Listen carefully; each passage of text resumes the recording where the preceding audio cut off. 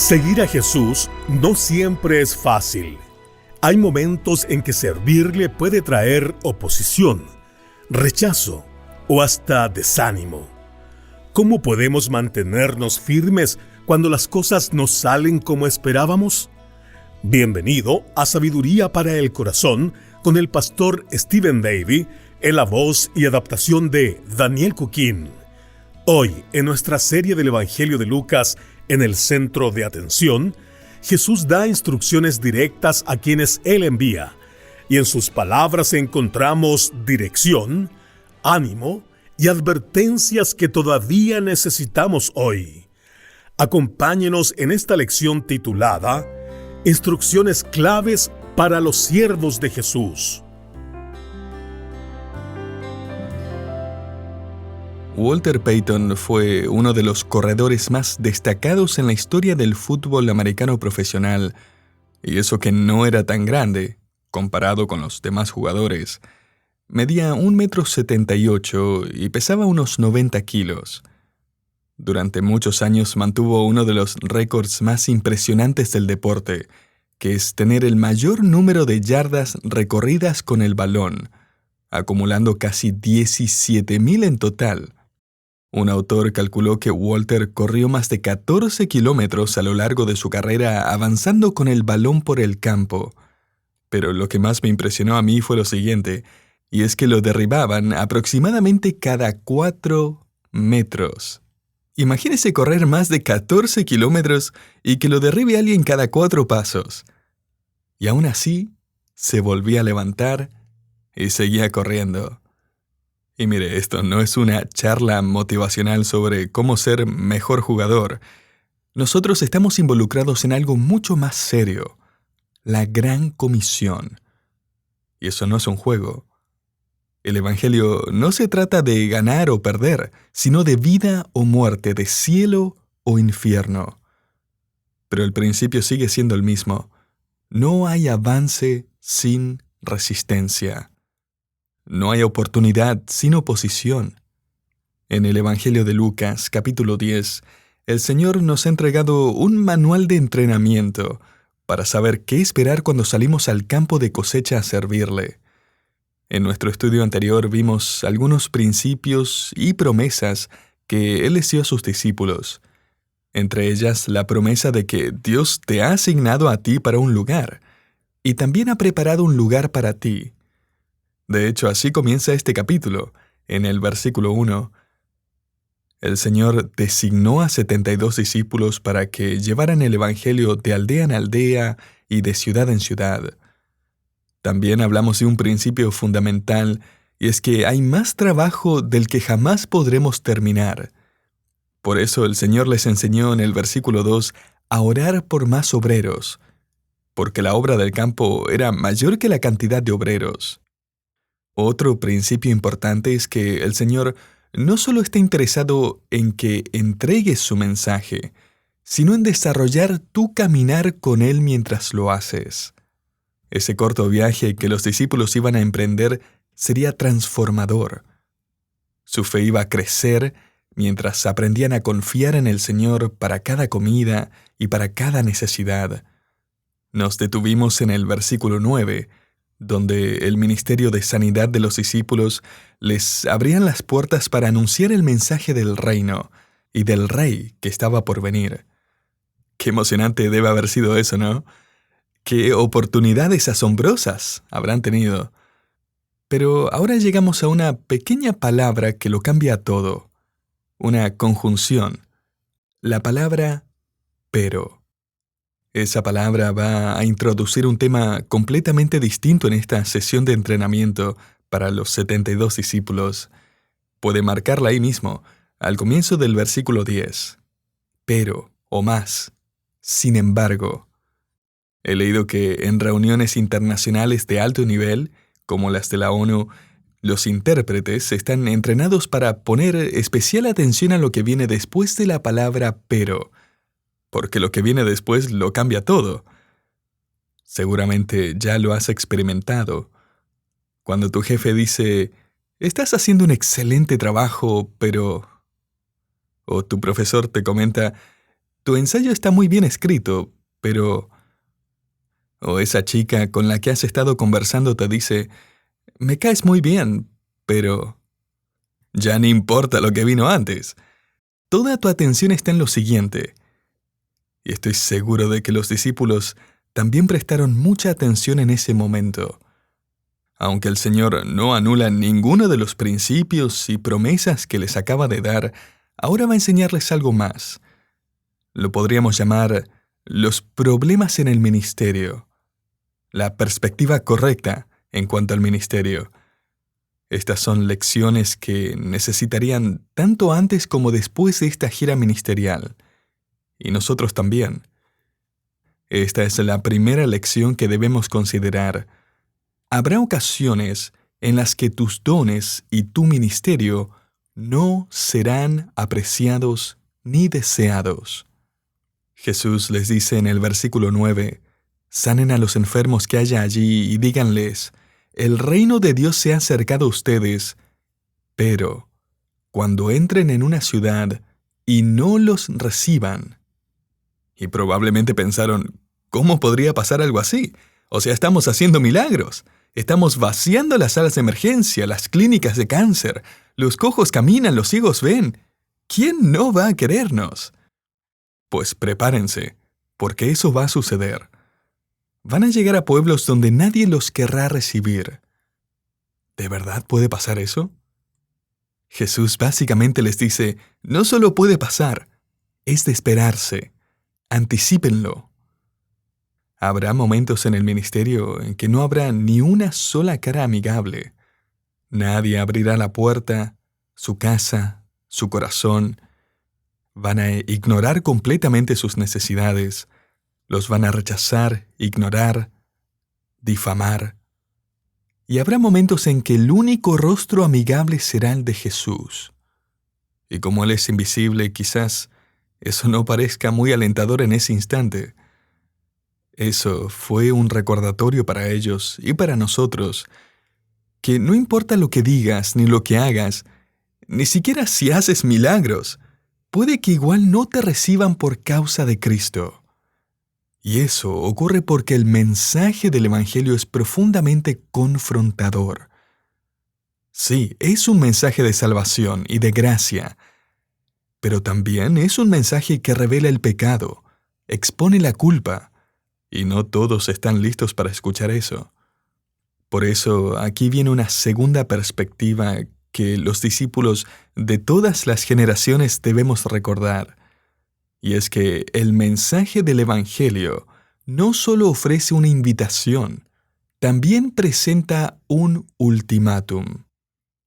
Jesús continúa en el versículo 10 diciendo, y si entran en una ciudad y no los reciben, salgan a las calles y digan, aún el polvo de su ciudad que se nos ha pegado en los pies, los sacudimos en protesta contra ustedes. Pero sepan esto, el reino de Dios se ha acercado. En aquellos días eso era una advertencia pública. Jesús les dijo que salieran a las calles, plural, no solo a una, sino a varias. La idea es que la mayor cantidad de gente pudiera recibir este mensaje. El término griego usado aquí, traducido calles, describe las avenidas principales, los caminos más anchos, los más transitados. Es como si dijera, vayan al centro del pueblo, al mercado, a la plaza principal. No se escabullan por un callejón oscuro. Allí, en el centro de la ciudad, sáquense las sandalias para darles este mensaje, esta advertencia, de manera abierta y clara. El acto simbólico de sacudirse el polvo de los pies era una señal profética de juicio. Era un gesto que declaraba, este lugar ha rechazado al rey y está bajo juicio. Luego Jesús añade algo aún más impactante en el versículo 12. Les digo que en aquel día será más tolerable el castigo para Sodoma que para esa ciudad. Lucas 10:12. Esa expresión, en aquel día, se refiere al juicio final, el que Apocalipsis 20 describe como el gran trono blanco, donde el mundo incrédulo será condenado eternamente. Ahora, todos conocían la historia de Sodoma, aquella ciudad entregada al pecado sexual, especialmente la homosexualidad. El apóstol Pedro dijo que era un lugar de personas dominadas por pasiones vergonzosas. 2 Pedro 2:10. Sodoma llegó a ser famosa por su inmoralidad sexual, que la llevó al juicio de fuego y azufre. Pero lo que Jesús está diciendo aquí es sorprendente. Leámoslo otra vez. Les digo que el castigo para Sodoma será más tolerable que para cualquier ciudad que rechace el mensaje del Evangelio. Eso revela que habrá grados de castigo en el infierno. Y según Dios, los pecados de inmoralidad sexual, aunque graves, no son necesariamente los peores. Eso revela que habrá grados de castigo en el infierno. Y según Dios, los pecados de inmoralidad sexual, aunque graves, no son necesariamente los peores. Esas ciudades que rechazaron a los mensajeros de Jesús, esos pueblos que recibieron mayor revelación, milagros y además la oportunidad de creer, pero que lo rechazaron todo, terminarán enfrentando un juicio mucho más severo en aquel día final. Y esa habría sido una afirmación impactante. Déjeme decirlo de otra forma para captar el peso de esta enseñanza. Las personas que vivieron en Sodoma, allá en Génesis 19, que están esperando su juicio final, van a recibir una condena menos severa que los que viven en estas ciudades que han rechazado a los mensajeros de Jesús. Voy a resumirlo aún más, en palabras sencillas. Los que vivieron en Sodoma enfrentarán un juicio más ligero que los que estaban en la sinagoga, pero rechazaron a Jesús. Y eso sigue siendo verdad hasta el día de hoy. Cuanto mayor es la luz que recibes, mayor es la responsabilidad. Y si a pesar de haber escuchado y visto y conocido la verdad, no te arrepientes ni sigues a Cristo, el juicio será más severo. Mire, presentar el Evangelio no es ofrecer opciones, es entregar ultimátums. Pero la perspectiva aquí es de tristeza y pesar, no de odio ni de enojo. La palabra ay en el versículo 3 es una palabra que transmite una advertencia. Pero si hubieras escuchado a Jesús hablar, seguramente habrías notado el tono de tristeza en su voz.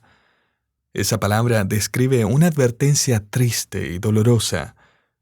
Jesús dice aquí en el versículo 13, «Ay de ti, Corazín, ay de ti, Betsaida, porque si en Tiro y en Sidón se hubiese hecho los milagros que se han hecho en ustedes, hace tiempo que se habrían arrepentido sentados con cilicio y ceniza. Pero en el juicio será más tolerable el castigo para Tiro y Sidón que para ustedes». Una vez más, cada judío que vivía en estas aldeas habría quedado impactado por esta advertencia. Ponía su religión de cabeza. Sabían que Sidón era la ciudad natal de Jezabel, la reina malvada que murió de manera violenta 840 años antes del nacimiento de Cristo. Sabían que la ciudad de Tiro era una ciudad antigua donde se adoraba a Moloc. Los ídolos de Moloc solían tener un vientre abierto que formaba un horno, y allí se encendían fuegos ardientes y sacrificaban a los bebés. Y Jesús dice, Sodoma, Sidón y Tiro recibirán un juicio más tolerable en aquel día final. ¿Qué hay de la ciudad de Capernaum? Jesús añade una advertencia especial para ellos en el versículo 15, «Y tú, Capernaum, ¿serás exaltada hasta el cielo? Hasta el Hades descenderás». El Hades es el lugar donde van todos los incrédulos después de morir. Allí comienza el sufrimiento mientras esperan su juicio final. Estudiaremos eso en más profundidad más adelante en el Evangelio de Lucas. Pero una vez más, esto fue impactante para la gente de Capernaum porque Capernaum había sido la base de operaciones de Jesús durante un tiempo. Él había enseñado en sus sinagogas, había sanado y predicado. Pedro y Andrés eran de esa ciudad. ¿No debería tener una ventaja Capernaum en cuanto al reino venidero de Dios? No, Jesús anuncia que están rechazando a su Mesías y van de camino al juicio eterno. Continuando, aquí hay una tercera perspectiva que debemos tener en cuenta mientras Jesús prepara a estos 72 discípulos. Recuerda que el rechazo no es necesariamente personal. En última instancia, es espiritual. Versículo 16. El que los escucha a ustedes me escucha a mí. Y el que los rechaza a ustedes me rechaza a mí. Y el que me rechaza a mí, rechaza al que me envió. O sea, en última instancia, esto es el rechazo del reino de la luz por parte del reino de las tinieblas. Jesús está entrenando a sus discípulos para que comprendan que el rechazo no debe tomarse de manera personal, aunque, claro, todos lo sentimos de forma personal, nunca se siente bien. Pero Jesús les estaba dando, y a nosotros también, la perspectiva correcta. Esas ciudades y aldeas están rechazando a los representantes del rey porque están rechazando al rey mismo. No les gustó el mensaje. No estaban dispuestos a rendir sus vidas al rey. Por cierto, esta era una advertencia sutil para estos 72 discípulos, porque el hecho de que su mensaje fuera rechazado no significaba que debían cambiar el mensaje. No es que debían concluir que era necesario adaptarlo mejor a las necesidades de su audiencia, suavizarlo para hacerlo un poco más atractivo a las masas. La verdad es que el mensaje que llevamos no le gusta a la gente. Lo que creemos resulta cada vez más ofensivo. Nuestra manera de pensar les parece cada vez más molesta. Jesús les dijo a sus discípulos en Juan 15:18, y esta también es nuestra perspectiva el día de hoy: el mundo me odió a mí antes que a ustedes.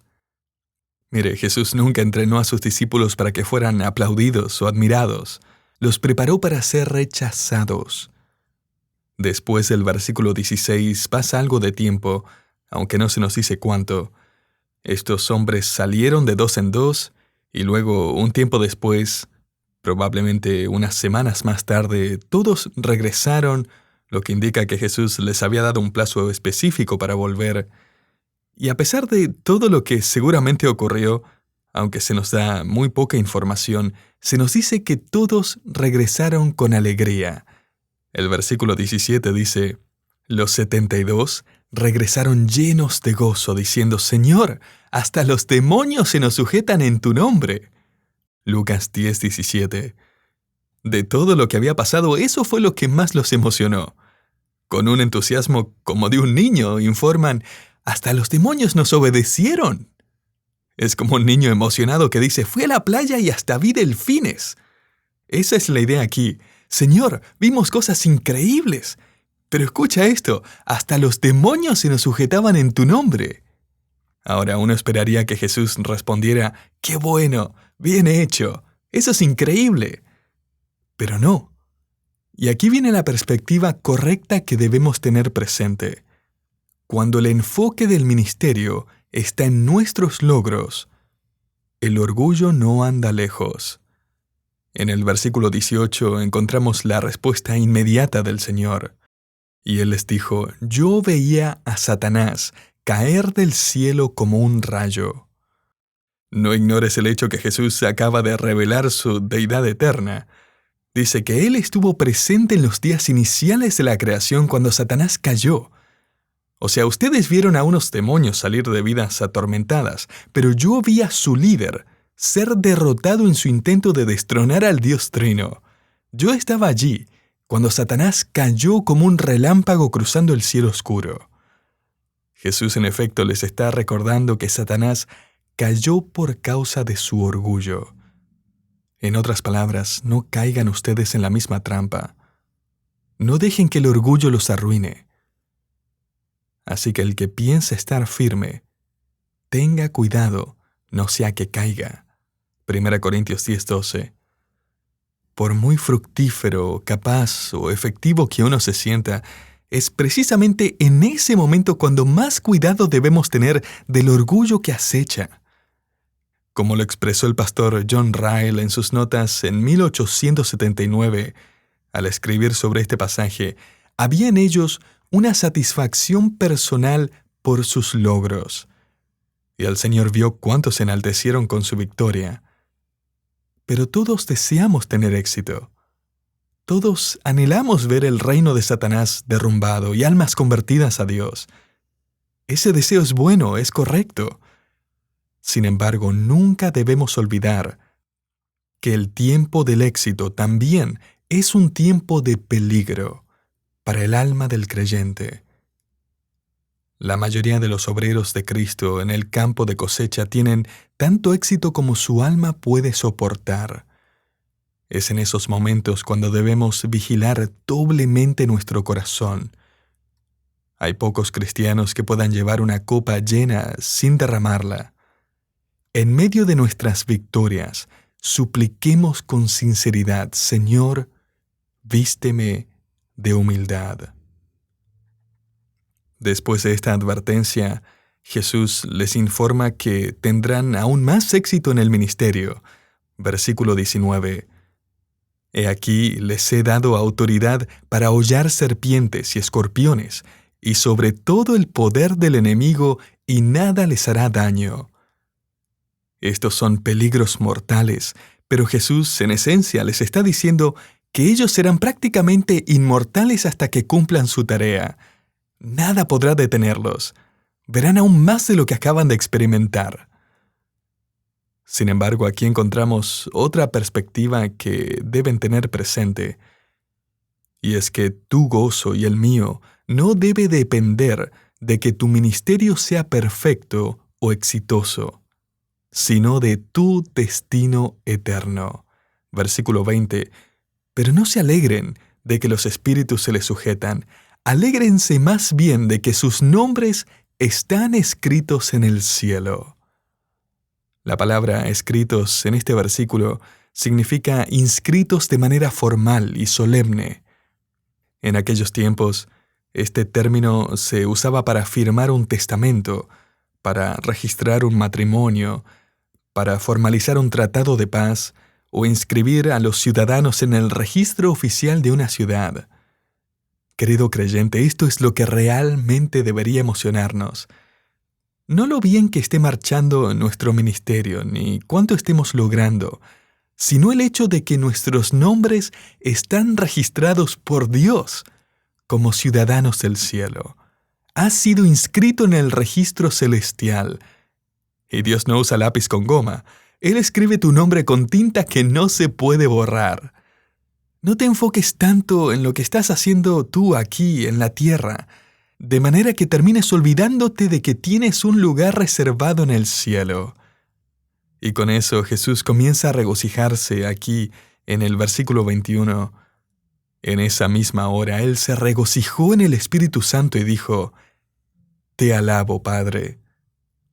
Y por cierto, no pases por alto la obra de la Trinidad en este momento. Está Jesús, Dios el Hijo, regocijándose, acompañado en oración por Dios el Espíritu Santo, dando alabanza y acción de gracias a Dios el Padre. Las tres personas del Trino Dios están en armonía gozosa. Y eso nos lleva a otra perspectiva importante, y es que el ánimo en el campo de cosecha depende del misterio de Dios, obrando en el mundo. Y es que al final, todo se trata de Él. Mira de nuevo el versículo 21.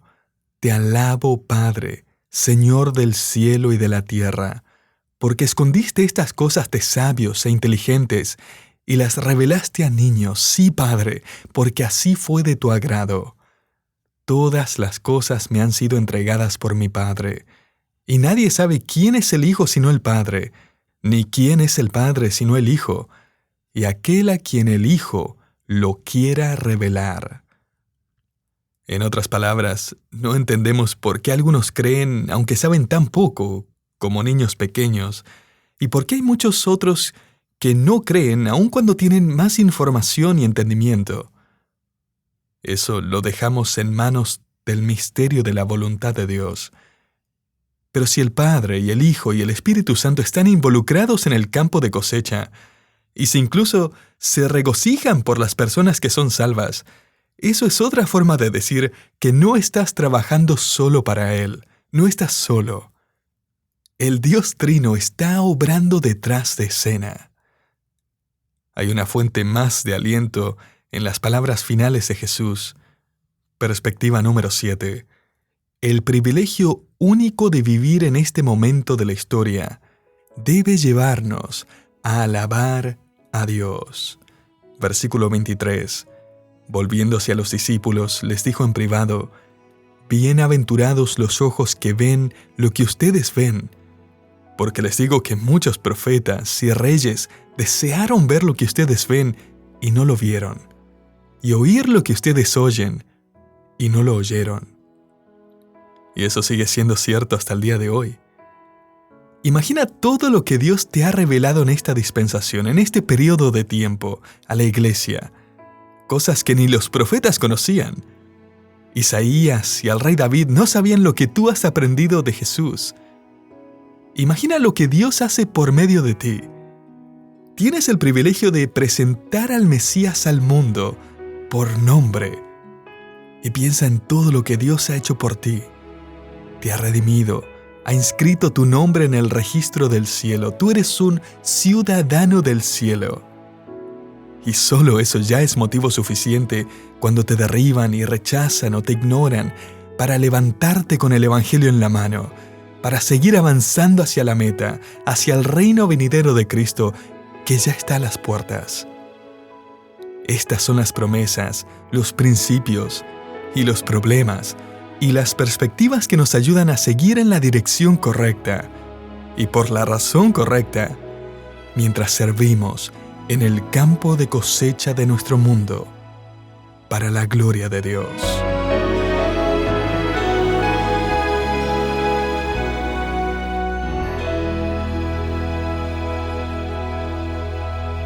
A veces el servicio a Dios viene acompañado de rechazo, oposición o incluso orgullo disfrazado de éxito. Pero como vimos hoy, Jesús nos ofrece la perspectiva correcta para no desviarnos del verdadero gozo, saber que nuestros nombres están escritos en el cielo. Gracias por acompañarnos en Sabiduría para el Corazón, una producción del Ministerio Sabiduría Internacional. Acabas de escuchar el programa titulado Instrucciones claves para los siervos de Jesús, que forma parte de nuestra serie en el Evangelio de Lucas, en el centro de atención. Si este mensaje fue de bendición para tu vida, te invito a seguirnos en nuestras redes sociales y visitar nuestra página web para recibir más contenido bíblico. La dirección es la siguiente: sabiduriainternacional.org.